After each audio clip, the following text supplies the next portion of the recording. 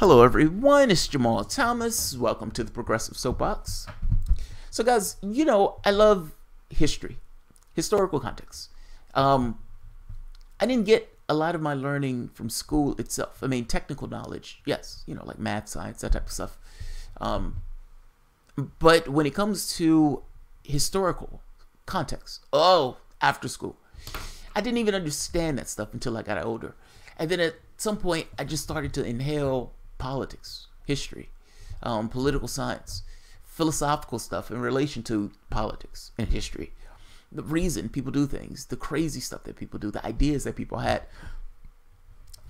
And lectures.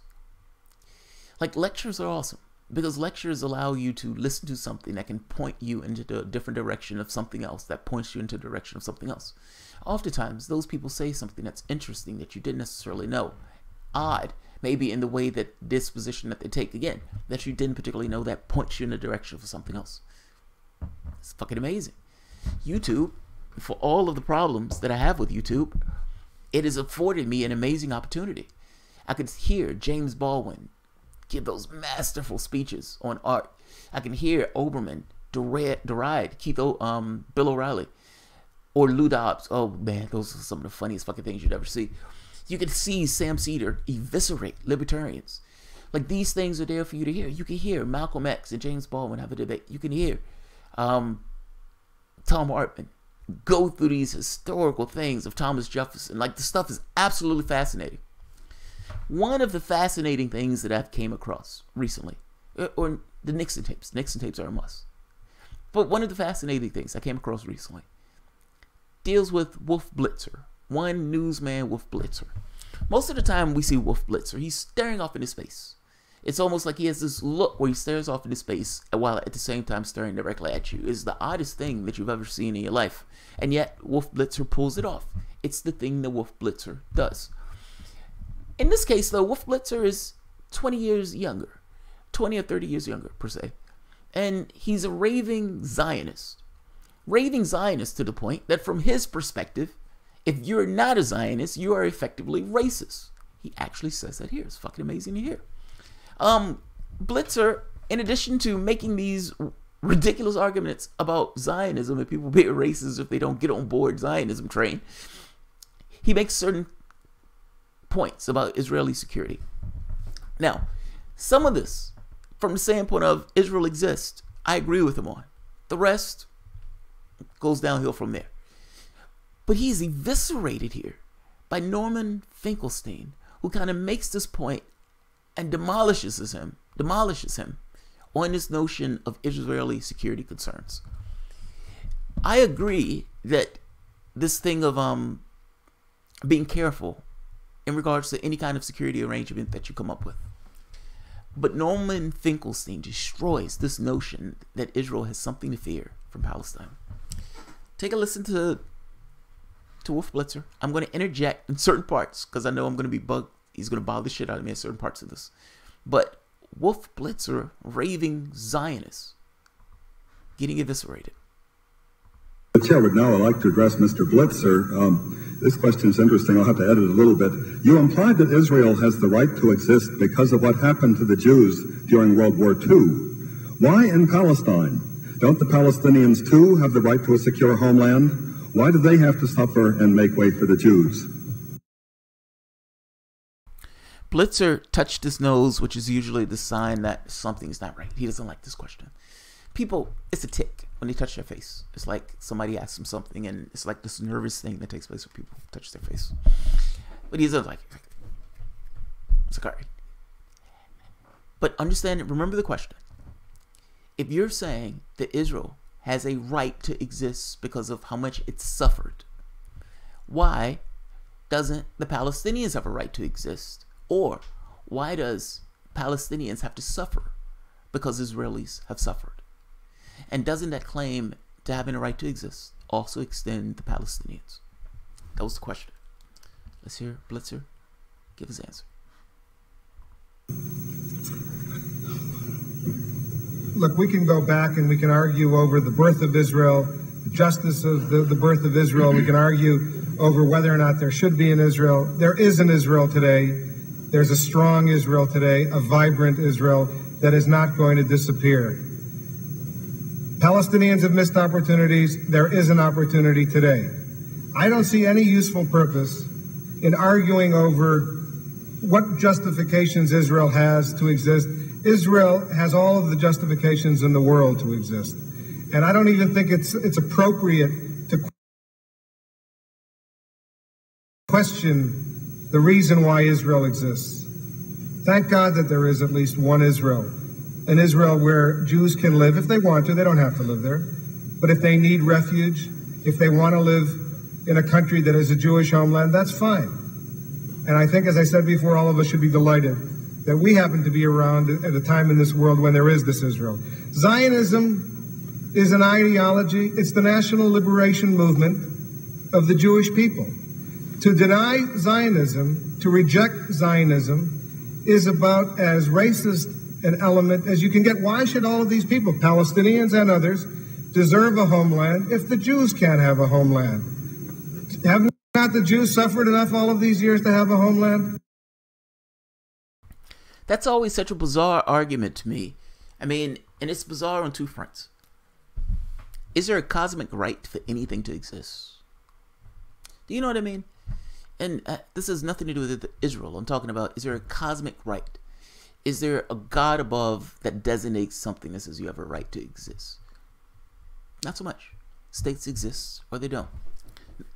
What I agree with him on is that, yes, Israel clearly is there. It's clearly a thing. This idea that it has all the justification in the world to exist, I have no idea what those justifications are. I don't know what that means. Thank God that there is an Israel. Again, I don't know what that means. I don't live in Israel, so that doesn't really apply to me. My foreign policy in this country, I don't want it entangled in yours. I'll put it that way. So that's going besides the point. I guess, look, what I'm saying is Blitzer going so far as to say Zionism is akin to racism if you're not on board this train of Zionism is nonsense. This is nonsense on steroids. I mean, ultimately, you've come up with an ideology that I agree with, but it's somewhat of a warped ideology. That you have some connection to this particular land, even though there were other parts of Africa where they were thinking about depositing you guys. I mean, come on, this is nonsense. You're taking somebody else's land and occupying that land. Now, here's the catch. Just because you've suffered doesn't necessarily mean you can right off the bat make somebody else suffer and it'd be okay. The heart of the question is essentially that. We understand that you've suffered, and you're trying to say that your suffering justifies you taking somebody else's land. It doesn't. I'm sorry, it doesn't. It doesn't at all. But let's let him finish. But just be very clear. There's a very clear distinction between Judaism and Zionism. Those things are not the same. Let's keep going. Have not the Jews developed an identity, a culture, a religion? Sure, the Jews deserve a homeland. And there's an opportunity now to resolve all of these problems. It's not going to be an easy, there's no quick fix solution, but it has to involve compromise, recognition of mutual rights, but certainly, given the history of what's going on over there, anybody who ignores the security problems facing Israel, certainly the Israelis aren't, whether they're Likud or Labor or whatever, certainly anyone who does ignore those very, very real security problems in the Middle East, a dangerous neighborhood, they're going to be doomed to destruction. And I don't think that the Jews at this particular point in our history are prepared to accept that. I wonder if I can comment on that. No, I'm afraid you can't comment on that. I'm sorry, because I'm... The person who's talking is Norman Finkelstein. Norman Finkelstein is sitting there like a caged bear. He's like, let me out. I want to talk about this. I want to... And they're like, wait. We have a question. Hold on. He doesn't like what Wolf Blitzer has just said. Because what Norman Finkelstein knows... In fact, I'm going to let Norman Finkelstein tell you. He's going to explain his issues here. I don't remember if he hits Zionism directly on this, but he definitely gets into this idea of the security concerns of Israel. This was 10, 20, 30 years ago. The reason I love these things is because, for the most part, the conversations that are being had are often similar, if not fundamentally the same. The arguments are often just recycled. You realize that the arguments are just there, not because they're trying to find a resolution, but purely just to create the argument in and of itself, if that makes sense. They're going to be people who take on the cultural identity that backs up one of the arguments or the other argument without any real way of trying to get to a resolution for the thing, because the argument fundamentally stays the same. Listen to this, though. Listen to what Norman Finkelstein is going to say, and ask yourself whether or not this still applies today. And the answer, I would say, is yes. I've got a question for... I've got to keep this... Let me just add one point. Because I'll give you a chance in a minute, Mr. Finkelstein, but I'm going to give you a question to work from, because I want to make sure as many people in the audience feel honored as we can possibly manage. This writer says, the Intifada is not an isolated problem. This problem is affected by 4 wars, terrorism, and the Holocaust. Why is it not relevant, in your opinion, for Israel to be secure? Well, that nicely brings me back to the former question. I'll answer.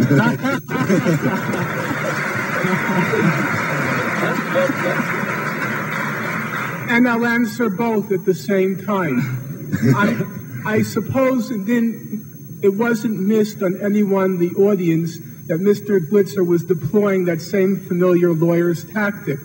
The question that was put to him was, if we accept the legitimacy of the state of Israel, why don't we also accept the legitimacy of a Palestinian state? And then Mr. Blitzer went on to tell us all the good reasons why we should accept the legitimacy of the state of Israel, something which, by the way, I concur with.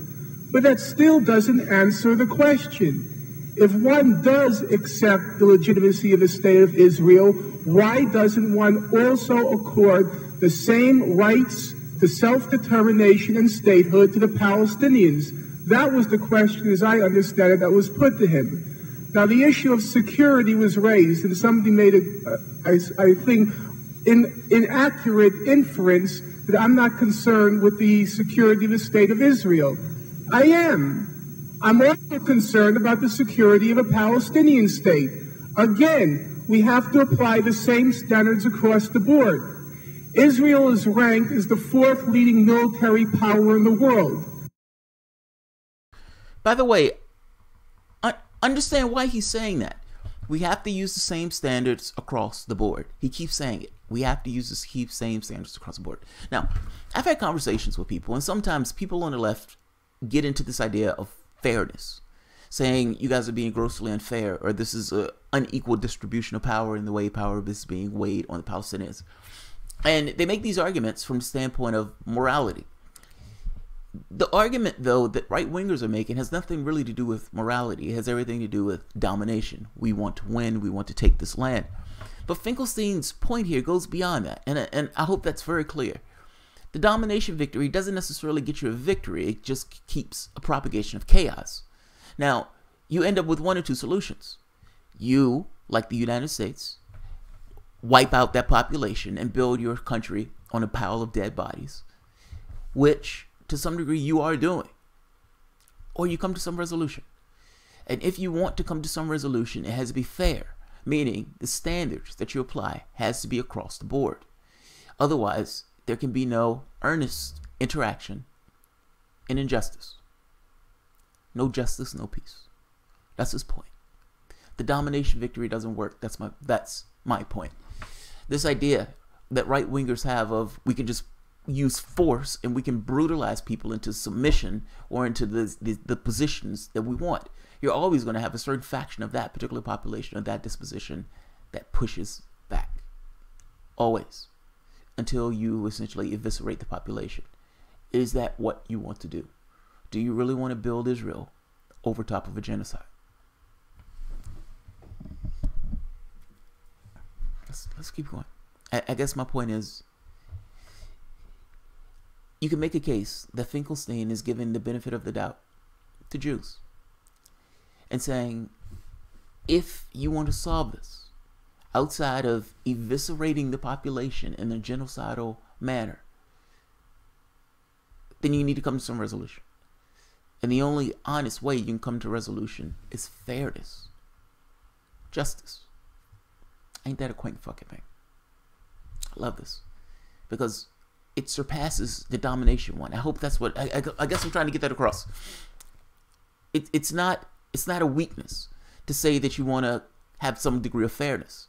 It's just an understanding, a rational human being realizing that the only way you can ever come to some resolution is through fairness, trust. But that trust can never be made in a situation where one side is wielding a certain amount of unequal and unfair power over another. Let's keep going. This one is almost done. Does it have real security claims against the Palestinians? Let me quote to you former Foreign Minister of Israel, Abba Eban. He said, Israel has as much to fear from a Palestinian state as the Soviet Union does from Luxembourg. How many people here feel the Soviet Union has faces a real threat from Luxembourg? Furthermore, if we apply the logic of Abba Eban, the Soviet Union had more rights to occupy Afghanistan than Israel does to occupy the West Bank and Gaza, because certainly Afghanistan poses a greater security threat to the Soviet Union than Luxembourg. How many people here support the Soviet occupation of Afghanistan? Now let's look at what Amos Oz says in his most recent book, The Slopes of Lebanon. He asks to me, even though I am no great admirer of Amos Oz, he asks to me a reasonable question. What does Israel, the fourth-ranking military power in the world, have to fear from a state that would be 1/5 the size of Albania and 1/2 the population of Kuwait? Is that a real threat to the state of Israel, or is that simply an excuse to continue the occupation? Israel faces as much of a military threat from the Palestinian state as the United States did from Grenada. Now, surely Ronald Reagan, or perhaps Ronald Reagan, believed that Grenada posed a major security threat to the United States, exactly as George Bush 2 weeks ago again affirmed that Nicaragua poses a major national security threat to the United States. Nicaragua, which has to its credit 2 escalators and 1 elevator, poses a national security threat to the United States. It seems to me, applying the same standards as Abba Eban uses and Amos Oz uses, we have to dismiss this totally spurious notion that Israel is maintaining its occupation of the West Bank and Gaza for security reasons. It has very good reasons to maintain the occupation, but I'm afraid to say they have precious little to do with security. Yes, he's right. It has everything to do with the land. Taking land. You're in a dominant position. You have the United States backing you. You can kill as many as you want. The world shakes its fists, but at the very end of the day, they bow their heads, and everybody goes on with the Palestinians suffering as they may. Why would you give up that disposition? Like, for all intents and purposes, you can go with this con and charade that you're actually trying to come to some resolution when you're not really trying to come to a resolution, because you can just continue to steal land. Nobody is stopping you from stealing the land. You can appropriate as much as you want at that point. Any people that push back, you can call them terrorists and you can kill them. That's injustice on a magnificent scale. That is never going to come to a resolution, because there is nothing there that allows for a resolution. What Finkelstein is saying gives you a pathway to peace. What is taking place now is just a land grab, and just will continue the way things go. If Israel wants to build its country, or allow its country to continue to expand on a pile of bodies, this is definitely the direction that it's going.